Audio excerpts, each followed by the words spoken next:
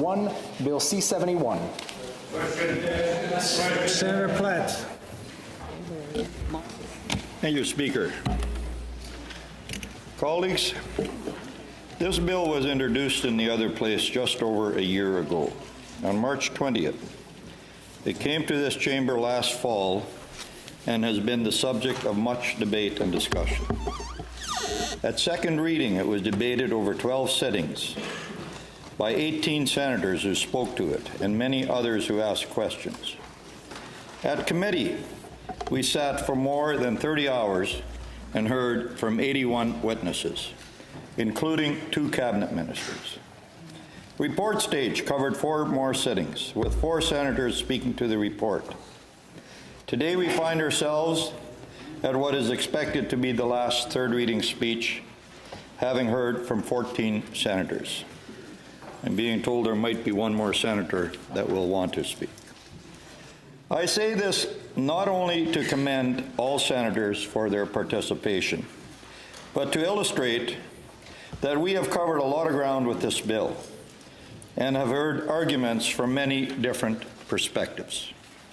And yet, in spite of the participation and rigorous examination, I admit that I am concerned. I am concerned that we find ourselves exactly where we were before we began looking at this bill. I suspect if we had voted on this bill when it arrived in this chamber, the outcome would have been exactly the same as it will be when we are finished here tonight. After all the time, research, debate, testimony, letters, emails, phone calls, discussions, questions, answers and non-answers, we are finishing right where we began. The Senate Committee on National Security did an outstanding job in its examining this bill and bringing in amendments to improve it. These were simply ignored by this chamber. And when we sought to reintroduce these individually, they were again unceremoniously rejected without true consideration. Colleagues, how is it possible that so many senators who claim to be independent consistently vote as a bloc in support of the Liberal Party? And despite the evidence, how is that nonpartisan? If ISG senators were truly independent, would we at least see their votes proportionally reflect the views of Canadians? Maybe not all the time, but at least some of the time. Yet that is far from what is happening. Instead, we are repeatedly seeing wholesale endorsement of the government's agenda. I understand that there may be some concern among senators opposite that it is not the appropriate role for this chamber to challenge the elected House. But I would remind you that amending legislation in this House in no way prevents the other place from rejecting those amendments. This has happened many times in this parliamentary session and repeatedly throughout history. Our job is to give sober second thought to the legislation that appears before us. And at times, this includes challenging the very premise of what is being proposed. If we repeatedly fail to do this, it brings into question the usefulness of this chamber. We have a responsibility to look beyond the talking points, to challenge assumptions, and to require evidence-based policy. This has not happened with Bill C71. Colleagues, as the bill stands right now, nobody is happy with it. Gun owners are not happy, and gun control advocates are not happy. On this side of the chamber, we have at least acknowledged that fact rather than making excuses for the government. But on the other side, have you noticed how many times ISG senators claim to support this bill while at the same time, colleagues, making soft apologies for it? We've heard repeatedly things like, this is no silver bullet, or this is not a magic bullet. On the one hand, you're endorsing it, and on the other hand, you're apologizing for it. Right now, you have an opportunity to make a difference, and you are not. So let me ask you this. If Bill C71 were a term paper, what grade would you give it? I would give it an F. The student has completely failed to address the objective of the assignment. which was to increase public safety. But if you are not prepared to give it an A+, I'm sorry, Senator Monsieur? Point of order. Là, c'est pas la première fois. This isn't the first time that we have heard in this chamber that our grounds are being questioned and our skills are being questioned. I think you have raised this recently. You have brought up this point and called the senator to order. So I think we've had enough. Well, at least I've had enough to always be questioned on the reasons and on our choices and skills. And I would simply like to call a point of order on this matter. Senator Plett, did you wish to address the point of order? no. Are there any senators who wish to address the point of order?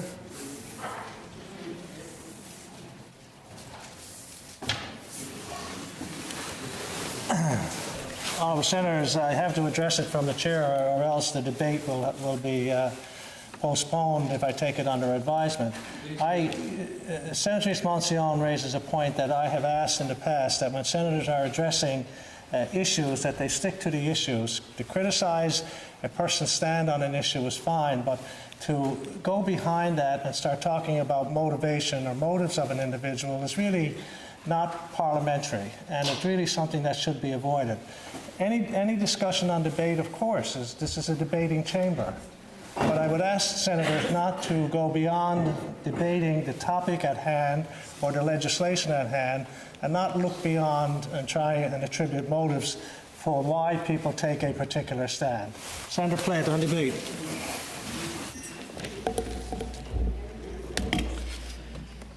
If you are not prepared to give it an A+, then where are the corrections? Where are the amendments? Why are you about to send this terrible bill back to the other place, rubber stamped and ready for implementation, if it's broken or incomplete? I'm not saying you must support our amendments if you don't believe in them, but where are your amendments? I find it hard to believe that you cannot think of one way to make this bill better. You've rejected all of our efforts to improve this bill, and yet you've made none of your own. What are Canadians supposed to make of this? I know that every senator in this chamber supports measures that increase public safety, and yet, instead of taking actions to do so, any action, you quietly fall in line behind your leader. Let's be clear. We all know what is going on here. Either through ignorance, intimidation, or deference, you are acting like a government caucus. I'm sorry if that bothers you when I say that, but you are acting like a government caucus while protesting loudly that you are not. While claiming to be independent, your actions say the exact opposite.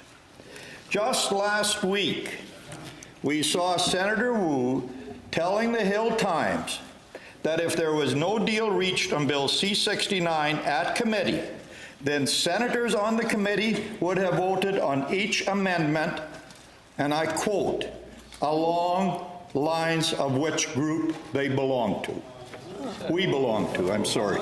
Independent. How is that independent? Now, some of you may not recognize this, but what Senator Wu is describing is how a whipped caucus works. You are acting like the very thing you tell us over and over again that you are not. While calling yourself independents, you will stand tonight and vote as a bloc, with only a handful of exceptions, to send this bill back to the other place unamended. Let there be no mistake, this is exactly what we are about to see. The ISG caucus has been summoned by their whip to be present in the chamber tonight, and I see it's worked, in force, to pass the government's legislation without amendment, and your whip is taking attendance. Senators, I am the whip of the Conservative caucus in the Senate. I understand the role of a whip, and when I see it, I recognize it. Well, my friends, for the record, you are being whipped. Your voting patterns on this legislation and on proposed amendments have not been based on the evidence or the arguments. They have clearly been based only on your loyalty to the government and the direction of your whip. Wait. Senator Gold. Senator Gold. Your Honor, just a few moments ago, you admonished all of us, and I think in an appropriate way, to stick to the issues and not to attribute motives and behaviors for which there is, which is inappropriate and unparliamentary. And I would simply ask us to follow your advice. I think, with all respect, most recent comments of Senator Plett seem to stray from your good and wise advice. Well done. Senator Plett. Well, I will address this, Your Honor. You know, Your Honor, I have chosen my words. There's no duplicity in any of my comments that senators didn't like. I have not called anybody any names. I have evidence. I have quoted what Senator Wu said. I have evidence to what I just said about the ISG whip. And I have said nothing that isn't the truth. So when I say something that isn't the truth, challenge me on it. Stand up and speak. Senator Gold and others, if you challenge the Conservatives about being partisan, we will all say hallelujah. We are. So that's all I'm saying, Senator Gold. And if senators opposite can't take it, if you can't stand the heat, get out of the kitchen. Pot is boiling down.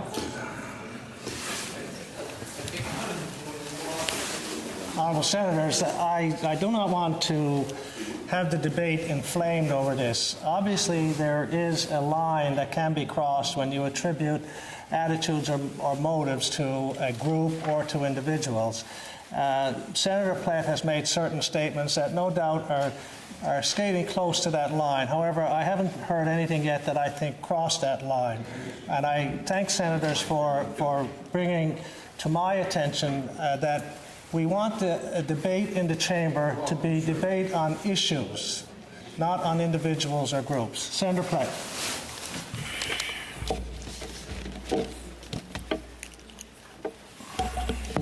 Thank you, Speaker. Before I continue with my speech, let me just read a letter that was slipped under my door. Dear colleagues, as you know, the vote on Amendment Bill C71 was deferred to Monday, May 27th. Consequently, and as per a new agreement, the final reading vote for the bill, which was scheduled for yesterday, will also take place that day. In light of this, I wish to remind you all that it is critical that you be present in this chamber that evening to vote on this important piece of legislation. I would ask colleagues to make every effort possible to be present for the sitting. It is also very important that the leadership and the Secretariat have an accurate account of how many ISG members will be in attendance. I therefore ask that you please confirm your presence for the Monday, May 27th sitting as soon as possible by responding to this email. I thank you in advance for your cooperation and wish you a wonderful break. I never sent a letter like that out. And I'm the whip, and I admit it. Senator Lankin. Here, I know that I'm testing your patience, and my apologies to you and to others if they feel that way. I wanted to intervene a few moments ago. I simply wanted to say that the correspondence I received from the liaison of the ISG implored us to be here for important government business votes and to inform us of those votes and for us to inform him of our attendance. Many times I've received that kind of communication. Never have I been directed how to vote. In fact, most times it also includes a statement that says you're entitled to vote the way you want. We'd just like you to be here. The point that I want to make is that in Senator Plett's earlier comments that preceded the last point of order that was raised by Senator Gold, he said very clearly that we were directed to be there and to vote for the government bill. That is not the case. Once again, he is misstating the facts, and he has the evidence in front of him. I didn't hear on a point of order by Senator Lankin. It seems she's on debate, or is she speaking to the point of order? please. Order, please. There was no, Senator Lankin stood on what I was expecting to be a point of order. However, I did not hear a point of order. I heard a point of clarification. Senator Plett on debate. Thank you. I seem to recall a week before last somebody that was interrupted asked that the time of this debate not be charged against my time. I hope, I trust that will happen here as well. We want to hear. Good idea. Your voting patterns on this legislation and proposed amendments have not been based on the evidence or arguments. They have clearly been based only on your loyalty to the government and the direction of your whip. So I am not standing here trying to change your mind. I know that is an effort in futility. I am standing here because there are millions of Canadians who care about this legislation. They care about what it was supposed to do. They care about dealing with gun violence and gang violence. They may have believed the Liberal government's campaign promises to do something about it, and they deserve to know the truth about this legislation, that it is a sham and a farce, and it will do absolutely nothing to increase public safety. I would like to review the Liberal Party's election promise on the issue before us. What exactly did they promise, and does this bill fulfill that promise or even move us closer toward it? In their platform on page 54, the Liberal Party promised to do the following, and I quote,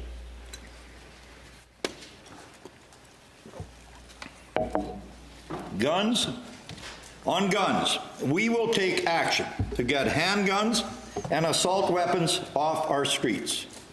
We will take pragmatic action to make it harder for criminals to get and use handguns and assault weapons. That was the promise. And yet, if you look at Bill C71, it has nothing to do with gangs. It has nothing to do with getting handguns and assault weapons off our streets. And it has nothing to make it harder for criminals to get and use handguns and assault weapons. Instead, this bill harasses law-abiding gun owners while giving gangs and criminals a pass. Rather than fulfilling campaign promises, this bill breaks them. Colleagues, no one is denying that there are very real concerns about gun violence in Canada, but suggesting that we are going to deal with these concerns by developing policies which target licensed gun owners is nothing short of fantasy. If the government wants to live in a make-believe world, there is little we can do to stop it this side of an election. But I urge you, colleagues, not to play their game. From the very beginning of this debate, the Trudeau government's insincerity has been evident. They have repeatedly claimed that this bill prioritizes public safety and effective police work. And yet, when you scratch the surface, you quickly find out that it does neither. It reminds me of an old proverb which says, like clouds and wind without rain is a man who boasts of a gift he does not give. Justin Trudeau talks like he's serious about dealing with gangs and crimes, but his actions are little more than empty, fluffy promises which deliver nothing. Bill C71 was introduced in the other place. When Bill C71 was introduced in the other place, Minister Goodale began by painting a grim picture. He said, and I quote, "Crime rates generally in Canada have been on the decline for decades. However, offences involving firearms are bucking the positive trend." Minister Goodale repeated this assertion both at the House of Commons Committee and at the Standing Senate Committee on National Security and Defence, where he insisted that while crime rates generally have been steadily falling in Canada for decades, we have seen a sharp increase in the number of criminal incidents involving firearms. Colleagues, the evidence says this assertion is nonsense. No matter which metric you look at, overall crime rates, the violent crime rate, or the crime severity index, the last 20 years of statistics clearly show that gun crime and overall crime rates follow the exact same arc. When crime goes up, gun crime goes up with it. And when crime goes down, gun crime goes down as well. The suggestion that gun crime is rising while overall crime is dropping is simply not true. However, as I said earlier, this does not mean we don't have a problem. We do. But if you look at the evidence, you will find that it has nothing to do with making sure law-abiding gun owners get special permission to take their restricted firearms to the gunsmith. It has nothing to do with taking away their only real avenue of appeal when their firearms get reclassified and are rendered valueless. It has nothing to do with the fact that background checks currently cover 5 years instead of a lifetime. It has nothing to do with any of these things. Bill C71 is chock full of feel-good, aspirational notions that are designed to leave the impression of taking action while accomplishing absolutely nothing. Colleagues, I encourage you to take a closer look at Statistics Canada's reports on homicide by firearms. And if you do, you will see that at least 3 things stand out. Number 1, there has been a failure to enforce our existing gun laws. Number 2, there is a disproportionate homicide rate by Indigenous persons. And number 3, we are suffering from gang violence. And yet Bill C71 completely ignores every single one of these. Consider the following. Between 2014 and 2017, 66% of homicides by firearm were committed by people with criminal records. This tells us up to 2/3 of gun homicides could be the consequence of a failure to properly enforce our current gun laws. Because in many cases, it is already illegal for someone with a criminal record to possess a firearm. In every case where a gun homicide was committed by a person who was ineligible to possess that firearm, more regulation would have done nothing to save these lives. The problem was a lack of enforcement from our existing gun laws. Secondly, over the same period, 2014 to 17, 68% of all homicides were committed with a restricted or prohibited weapon, and yet restricted and prohibited firearms are already registered and tightly controlled. This should be a red flag for everyone who is paying attention. If gun control measures for restricted firearms are not working, what makes us think that more regulations for non-restricted firearms will suddenly be effective? Thirdly, according to Statistics Canada, 38% of all homicides in 2017 were committed by Indigenous persons. With the vast majority of these homicides, the victims were Indigenous as well. When you consider this in context of the size of the Indigenous population, it means that across Canada, an Indigenous person is 12 times more likely to commit a homicide than a non-Indigenous person. Broken down by provinces, this works out to 11 times more likely in Alberta, 13 times in my province of Manitoba, and 43 times in Saskatchewan.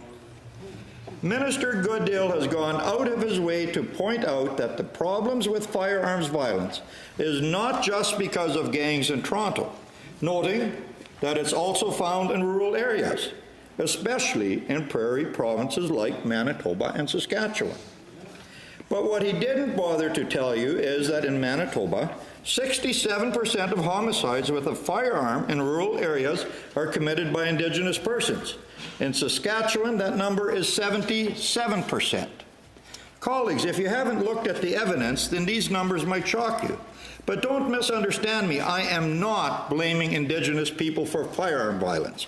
What I am doing is pointing out that there is a tragedy unfolding in slow motion in Indigenous communities and families right before our eyes.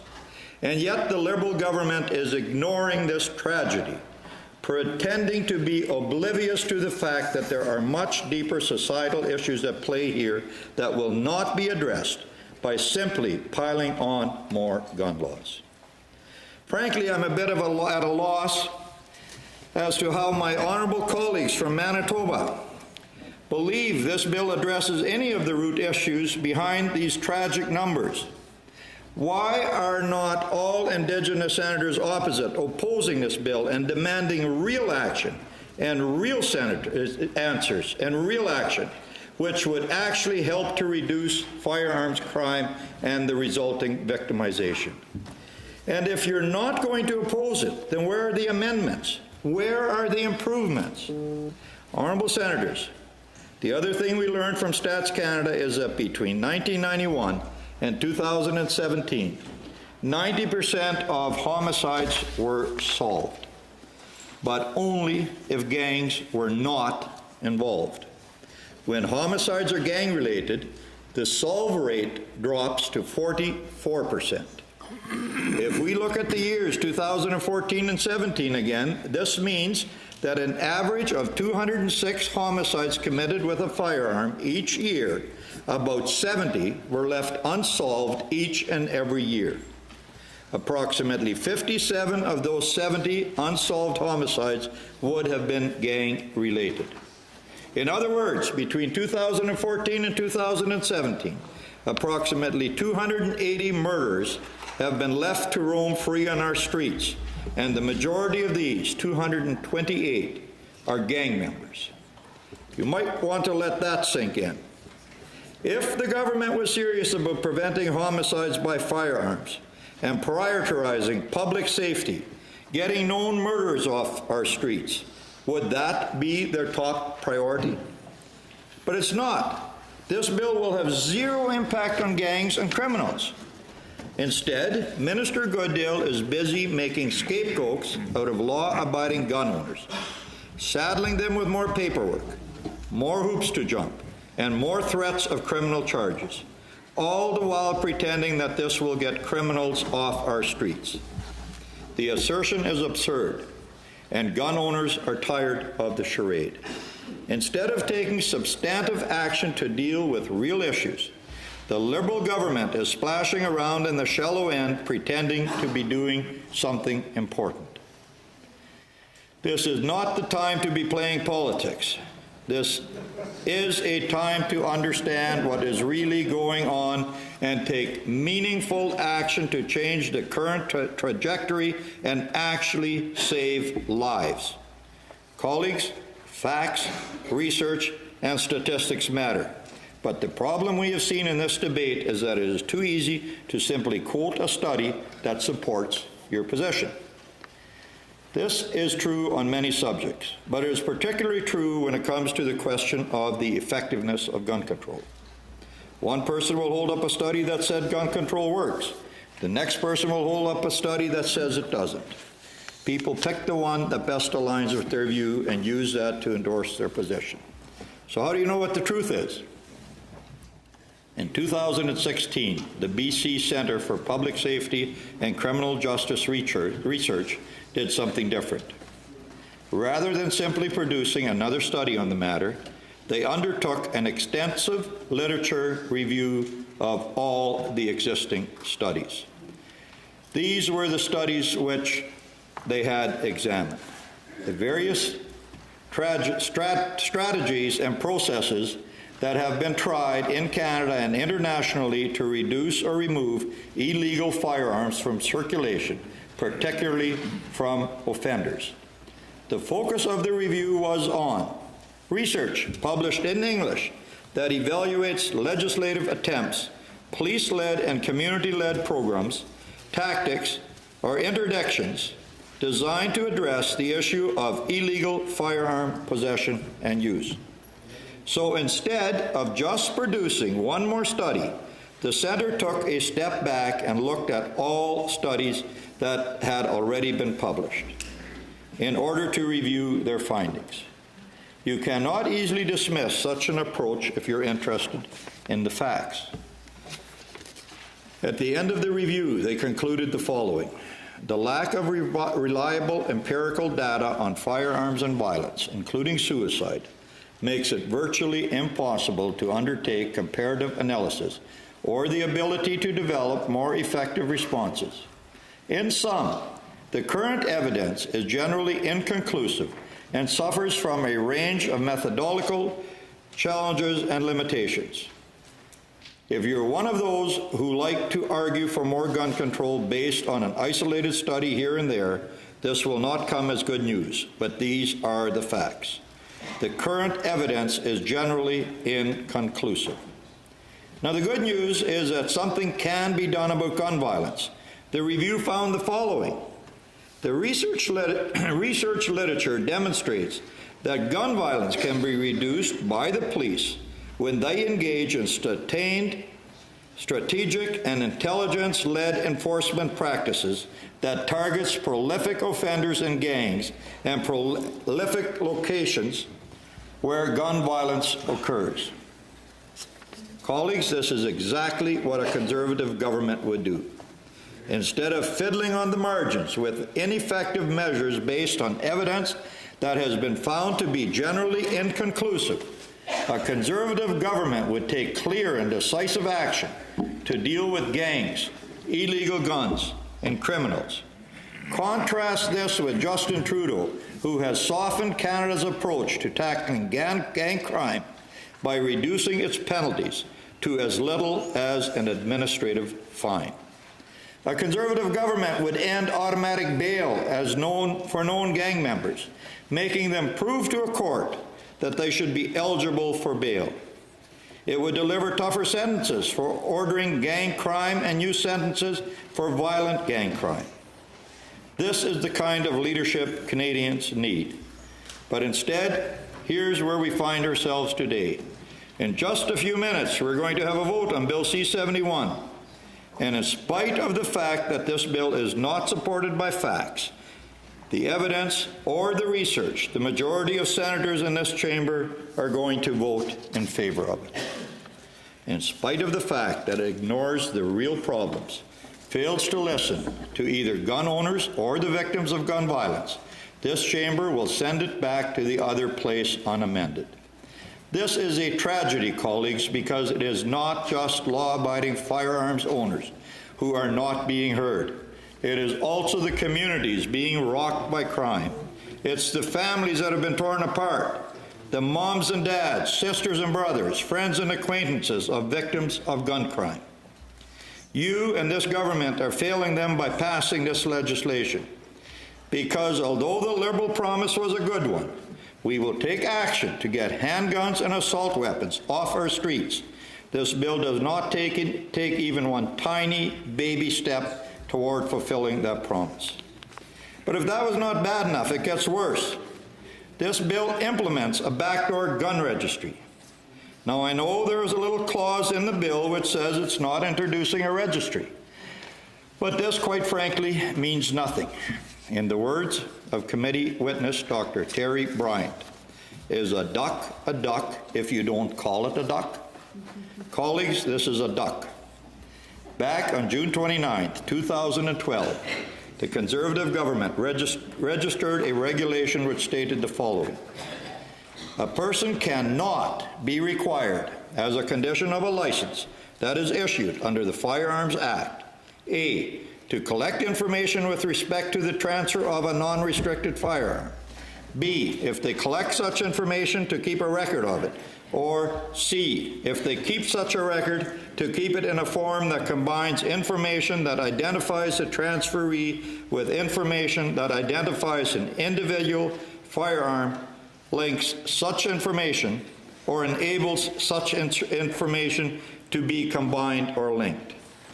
At the time, then Justice Minister Vic Taves appeared before the Senate Legal and Constitutional Affairs Committee to explain why this regulation was necessary to ensure that such information should not be collected. This is what he said. The real purpose of this regulation is simply to clarify the effect of Bill C-19. That is to prevent the establishment of another long gun registry through other means, whether it is through information collected, through CFOs, or otherwise. Bill C-71 is specifically designed to override this regulation. So how is it that Minister Toews could clearly see that collecting information about the transfer of non-restricted firearms creates a long gun registry by other means, and yet Minister Goodale claims to be oblivious to this fact? Colleagues, this legislation fails on not one but two counts. Number one, it completely fails to implement the government's promise to take action to get handguns and assault weapons off of our street. And number two, it cynically breaks the government's promise to not create a new national gun registry. There is only one appropriate response for this chamber to take in this situation. This bill should be defeated. In closing, I'd like to leave you with this thought. Gun control advocates often, and we've heard it here in this chamber, like to use the expression, if it saves one life, then it's worth it. But what they fail to recognize is that if the same amount of effort and money utilized in a different manner would save 10 lives, then refusing to do so and saving only one is criminal. Yet this government has repeatedly refused to acknowledge what we all know to be true.